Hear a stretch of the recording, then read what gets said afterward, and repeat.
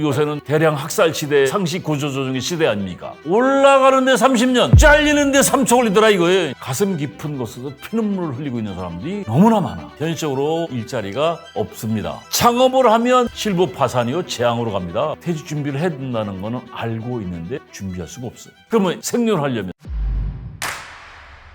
안녕하세요. 제 이름은 이기훈이라고 합니다.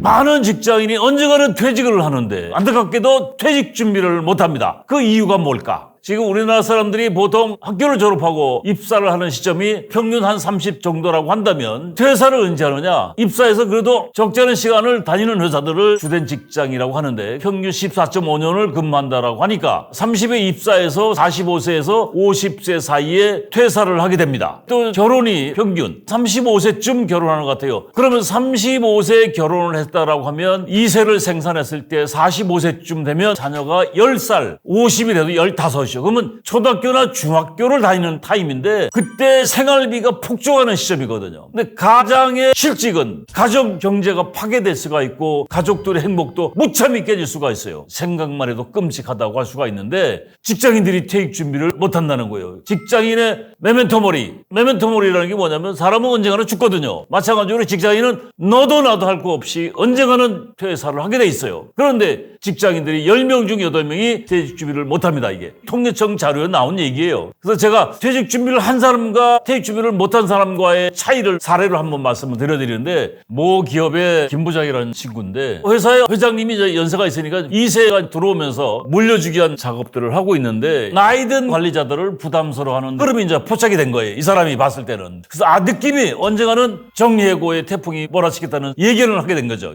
이게 이직 전직 준비를 해야 되겠구나. 그래서 나름대로 3년에 걸쳐서 철저하게 준비를 했는데 특히 이제 자기 징후와 관련된 동업종 교류에 꾸준히 참여를 하면서 동업종의 흐름을 파악을 하고 나름대로 업계 인맥을 자기가 형성을 하고 그러면서 이직할 만한 기업들을 리스트업을 한 거예요. 자기가 이직할 만한 타겟이 된 기업들을 장단점을 파악을 해보고 경영 구조를 파악해보고 회장의 성향을 파악을 해보고 가고자 하는 회사의 네트워크를 나름대로 이제 파악을 해보고 전체적으로 회사의 니즈 파악하는데 이제 몰입을 했는데 그러면서 자신의 업무 역량을 점검을 한번 해보고 자신의 장점을 잘 나타낼 수 있는 이력서를 작성을 했습니다. 그렇게 한 2년 6개월 정도 준비를 하고 있었는데 김 부장의 예측대로 회사에서 구조조정 정예고의 태풍이 불어닥쳤는데 우선 대상이 누구냐면 임원과 관리자들이요. 임금 많고 젊은 2세 경영이 들어오게 되면 그 사람들은 눈에 가시가 될 수밖에 없어요. 그래서 명퇴를 신청하라고 명퇴 신청하라고 하면 명퇴금과 1호금을 플러스 알파로 제시를 하거든요. 이 양반은 이제 벌써 2년 6개월 남짓 준비를 했으니까 신청을 하고 지금 근무하고 있는 회사를 이제 옮겨 탄 거죠. 그러니까 이 사람은 2년 반 한 3년에 걸쳐서 철저하게 준비를 했기 때문에 성공한 케이스가 됐는데 중견기업인 지금 회사에 이사 직급을 받고 그렇게 이제 5년의 세월이 흘러서 상무가 됐어요. 그러니까 전에 있던 회사에서 5년 살아남기가 어려운데 이 사람은 벌써 상무까지 승진했는데 사석에서 회장님이 입버릇처럼 하는 말이 김상무를 만난 것은 신의 한 수였어. 그 신의 한 수였다는 말은 무슨 얘기요? 김상무는 앞으로 적어도 5년 10년은 탄탄대로를 이 회사에서 갈 수가 있는 거죠. 이런 결과는 철저하게 이직 전략 준비를 했기 때문에 가능했던 일이라고 생각이 됩니다. 그리고 지금도 항상 가슴에 품고 있는데 회사에서 필요한 사람이 되기 위한 노력을 게을리하지 않는다는 굳은 각오로 이 친구가 갖고 있어요. 퇴직 준비 못하는 가장 큰 이유는 뭐냐면 현실적으로 퇴직 준비하기가 쉽지가 않습니다. 왜냐하면 회사가 그렇게 호락호락하지 않아요. 만만치가 않습니다. 업무 성과를 내지 않으면 찝어서 갖다 버린다는 거예요. 그런데 지금 요새는 대량 학살 시대, 상시 구조조정의 시대 아닙니까? 요새 신사오정 시대라고 얘기하는 거 들어보셨어요?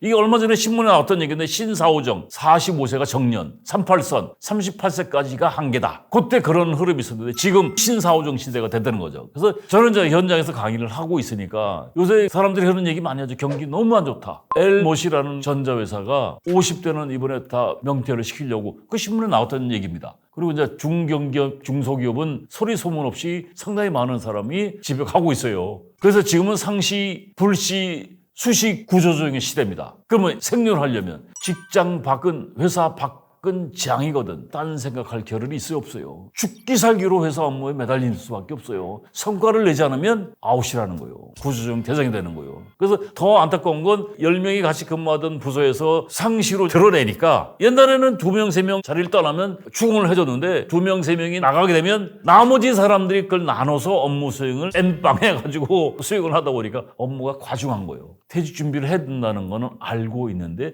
준비할 수가 없어요. 중요한 건 직장인의 메멘토 모리. 그래도 언젠가는 퇴사한다는 걸 여러분이 잘 생각해 보시고 준비하지 않으면 꽃길이 아니고 재앙이 온다는 걸 여러분 명심하셔야 됩니다. 한 10여 년 얘기인데 연손의 김 부장 그 해에 임원 승진 대상자였어요. 당시가 이제 48세 49살 정도 됐는데 연손의 연손장 직무 대행을 하고 있으면 이 사람이 하늘 불러주는 사람이니까 보통은 실세인 친구들은요 강사를 봐도 아는 척도 안 해요. 그냥 값싸고가 몸에 착착착 배어있는 친구들인데 이 친구는 항상 배려하고 거기다 잘생겼어. 예의도 있고 인간성 굿이고 나름대로 인맥 관리를 철저히 합니다. 대학도 좋은 대학 나왔어요. 경영학과를 나왔는데 자신감이 하늘을 찌르는 친구였죠. 근데 회사가 기업 경영이 어느 날 악화가 돼가지고 기술실에서 연락이 온 거예요. 연손에 구조조정하는데 3명 보내라. 근데 이 사람이 평상시에 모토가 의리거든. 이 사람이 내가 책임지겠다. 3명 건들지 말고 내가 나가겠다. 이게 무모한 자신감, 막연한 기대감이 재앙을 부를 줄 이 친구는 몰랐죠. 알았으면 자기가 사표를 썼겠어요. 그리고 나와서 길동에다가 프랜차이즈 복집을 차렸는데 지금은 이제 그거 하나 차리는데 최저 5억 이상 들거든요. 그때 한 3억 정도 했던 것 같은데 회사에서 명태금, 위로금 한 1억 전. 근데 와이프가 1억 비자금을 내놓더라는 거죠. 은행에서 한 1억 대출 받아가지고 3억 5천 가지고 시작을 했는데 저하고 강의를 같이 하는 형님들하고 2달 좀 지나서 이제 방문을 했어요. 내일 모레 임원들 신고했는데 현재의 모습이 가서 보니까 주방장 보조야. 개업발이 보통은 3개월이 갑니다. 신규로 개업을 하게 되면 사람들이 호기심에 오는데 그리고 이제 발길을 끊죠. 그런데 10개월 만에 폭망을 했어요. 폭망을 했다는 얘기는 1억의 빚을 안게 되는 거죠. 또 이제 시설을 또 정리해서 나와야 되니까 그 비용도 만만치 않거든요. 가게 인테리어가 그 당시도 한 1억 5천 들었다고 하니까 철거하는데도 한 3천만 원 들었나 봐요. 그래가지고 1년 남짓 구직 활동을 하다가 결국 이 사람이 인맥이 있으니까 연봉 3,500짜리 인자를 받고 주차 플러스 주차 관리를 하는 사람이었어요. 이 사람이 그때 그런 얘기 하더라고요. 연봉 그 당시에 1억 이상에 받던 사람인데 3,500만 원 딱 받으니까 그 돈이 이렇게 큰지를 몰랐다는 거예요. 그러니까 이 얘기 뭐냐면 창업이라는 게 결코 쉽지 않다는 얘기예요. 굉장히 똑똑하고 남들이 인정해주는 사람인데 중요한 것은 스펙이 아무리 좋아도 더 나아서 회사에서 잘 나가는 역량 있는 사람이라고 하더라도 무림에 나오면 천하의 그 누구도 버텨내기가 쉽지 않은 게 창업이거든요. 그래서 제가 이런 퇴직자들이 울고 있는 걸 너무 많이 봤어요. 저게 운다는 개념이 아니고 가슴 깊은 곳에서 피눈물을 흘리고 있는 사람들이 너무나 많아. 1년만 먼저 준비를 해도 아니면 토요일, 일요일 2시간씩만 퇴직 준비를 한다고 해도 저런 재앙을 맞이하지는 않을 것이다라는 생각이 듭니다. 제가 살면서 느낀 게 스펙은 의미가 없어요. 경험이 중요한 거지. 총무팀의 김주임이라고 이 친구가 전문대 나왔는데 51세인데 운전직이었어요. 근데 이 사람이 퇴직 준비를 한 거예요. 자격증을 18개를 가지고 있어요. 요새 많은 직장인이 무조건 자격증 땁니다. 제일 만만한 게 뭐냐면 포크레인, 지게차. 사무직군에 있던 사람들이 포크레인, 지게차 자격증 따봐야 재취업 돼야 안 돼. 돈만 나가는 거예요. 이 사람은 운전을 하던 사람이니까 지게차, 포크레인, 땡크로리, 대형 트럭, 대형 버스, 특장차 등 이런 쪽으로 18개를 자격증을 딴 거예요. 버스 회사에 입사 제안을 했는데 그 버스 회사에 51세, 2세쯤 돼서 다시 재취업을 한다면 이게 버스 회사 같은 경우는 의외로 많은 사람이 그래도 정년까지 가고 정년 끝나도 한 5년은 촉탁으로 또 하더라고요. 이런 사람은 얼마든지 할 수가 있죠. 재취업을 해도 6개월을 버티지를 못하는데 이거 잘 모르더라고요. 직장인들이. 자기가 최고인 줄 알아요. 대기업에 다니는 사람들이 중견기업 특히 중소기업에 가면 6개월을 버티지 못해요. 그 이유가 뭐냐면 첫 번째가 능력이 없어서 그러는데 대기업에 다니던 사람이 능력이 모자란다? 그것도 중소기업에 가서 여러분 이해가 되겠습니까? 제가 올해 우리나라 최고의 회사 랭킹 1위 회사에 가서 70년생들한테 강의를 했는데 그 회사를 떠나면 지금의 모습이 아닌데 그걸 모르더라고요. 자존심 세고 좋은 대학 나왔고 최고의 직장에서 25년 30년 근무했으니까 내가 누군데라는 자신감이 있죠. 그런데 그 자신감이 회사를 떠났을 때 무모함이라는 걸로 갈 수밖에 없는데 그거 잘 모르더라고요. 그래서 제가 이제 스터디를 하는데 동아일보에 보니까 신세계에서 상무로 근무하던 정경화라는 사람이 있었는데 동아일보의 정경화의 퇴직 생활 백서를 한번 쳐보시면 퇴직 이후에 대한 얘기를 하는데 올라가는데 30년 잘리는데 3초 걸리더라 이거예요. 그 기고만장했던 사람이 딱 세상에 나오니까 어딜 가도 시급이 10,000원이더라는 거예요, 자기가. 근데 이거를 아는 사람이 있겠어요? 중요한 건 이제 퇴직을 하게 되면 무엇인가를 내야 되거든요. 퇴직이 은퇴가 아닌데 많은 사람이 이제 퇴직은 은퇴라고 얘기를 한다고요. 그러면 퇴직이 45세, 50세 사이예요. 지금 100세 시대라고 하는데 85세까지 현역에서 버틴다라고 한다면 45세, 50세면 30년 이상을 뭔가를 해야 돼. 그러면 은퇴가 아닌 새로운 시작이 있거든. 놀고 먹기는 너무 시간이 길어. 무엇인가를 해야 되는데 재취업, 창업, 기농, 프리랜서, 로비스트. 근데 여기에 경쟁자들이 있다는 거죠. 지금 여러분들 70, 80대의 70, 80%가 일을 하고 있거나 하고 싶어 해. 왜? 생활비나 소일거리 때문에. 그리고 지금 65세 이상이 1,000,000명 시대입니다. 여러분들 1차 베이비 부모, 2차 베이비 부모라는 소리 들어보신 적 있죠? 1차 베이비 부모가 704만, 2차 베이비 부모가 945만이요. 2차 베이비 부모가 64년생부터 74년생인데 회사에서 잘리는 사람들이 몇 살이냐면 70년생이면은 우리 나이로 56세잖아요. 75년생, 80년생들이 지금 길거리에 내몰리고 있어요. 그러면 이게 1차 베이비 부모, 2차 베이비 부모가 1,600만, 65세 이상이 1,000만이면 이 사람들이 2,600만이요. 3,000만 가까이 되는데 딱 정리해서 2,000만 명이 퇴직 이후에 뭔가 일을 하겠다고 시도를 하거나 재취업으로 가야 되는데 현실적으로 일자리가 없습니다. 더더욱 고급 일자리가 없다는 얘기요. 대기업이든 중견기업이든 중소기업이든 간에 고임금의 관리자 임원들은 정리해고 1순위라는 얘기지. 왜? 인건비 절감을 위해서 낮은 직급으로 대처를 하려고 하는 게 보통 일반적으로 이제 기업에서 기본적으로 하려고 하는 건데 회사에서 정리해고돼서 재취업을 했다라고 했을 때 전에 다니던 직장에서 받던 급여의 50에서 60% 정도 수준이 안 돼요. 그리고 신분은 비정규직으로 갈 확률이 굉장히 높다는 거죠. 재취업을 했을 때 정규직 비율이 42%밖에 되지 않으니까 약 60%가 비정규직이라는 얘기예요. 두 번째는 이제 창업을 하는 건데 창업은 여러분들 길거리 지나가는 사람 한번 물어보세요. 자영업 창업하면 몇 프로 망한다? 90% 망한다고 이구동성으로 얘기합니다. 창업을 하면 실패를 한다, 망한다. 결과적으로 뭐가 나와? 빚더미에 앉게 돼 있어요. 결국 빚더미에 앉게 되면 가정부라고 오죠. 부부싸움에서 잦게 될 수밖에 없고 별거를 하고 이혼을 하고 가정 파기가 됩니다. 결과적으로. 그럼 이제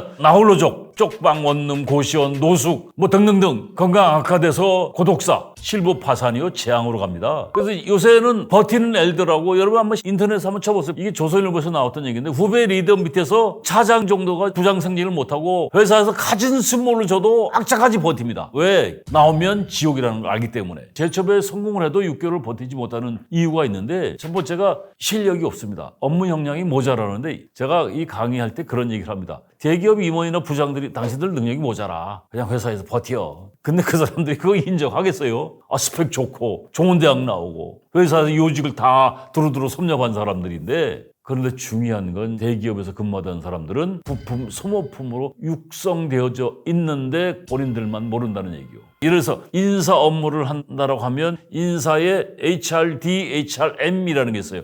HRM, 인적자원관리, HRD, 인적자원개발. 이건 교육 업무인데 HRM, 인사관리에도 인사, 노무, 채용, 승진, 평가 등등등 굉장히 많은 거예요. 근데 대기업일수록 한 분야만 해. 중소기업으로 가면 그걸 다 해야 돼. 부품인데 그걸 할 수 있어 없어요. 그러니까 멀티 플레이어 정도가 아니고 멀티 딱따블의 역량을 갖고 있어야 중소기업에서 인사 업무를 혼자 하는 거야. 근데 그거 해봤나 언제? 6개월을 못 버티는 가장 큰 이유가 그런 거죠. 그래서 대기업과 중소기업의 근본적인 근무 환경 차이가 시스템의 차이가 있다는 거예요. 제도, 규정, 문화, 문서, 양식 이런 것들 매뉴얼이 돼 있는 회사, 이건 대기업. 제도 만들어야 되지, 규정 만들어야 되지, 문서 만들어야 돼, 양식까지 만들어야 돼. 근데 해본 적이 없거든. 한 분야의 업무만 했던 사람이니까 멀티에 딱따블의 업무를 할 수 있는 역량이 없죠. 그걸 일일이 다시 만들어야 돼, 자기가. 그리고 해본 업무가 아닌데 그거를 일일이 하려고 하니까 날밤새서 일을 하죠. 못 버텨. 건강이 약화돼서.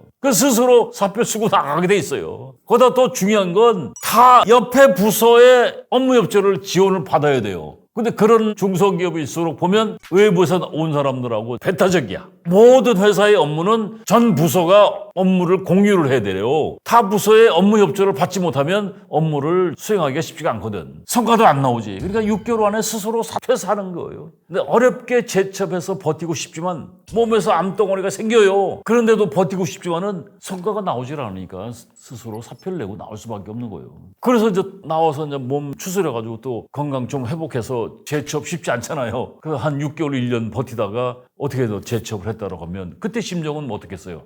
죽어도 버틴다. 죽어도 버틴다고 하는데 능력이 안 되는데. 그래서 6개월을 버티지 못하는 이유가 이제 결정적인 그런 거라는 얘기죠.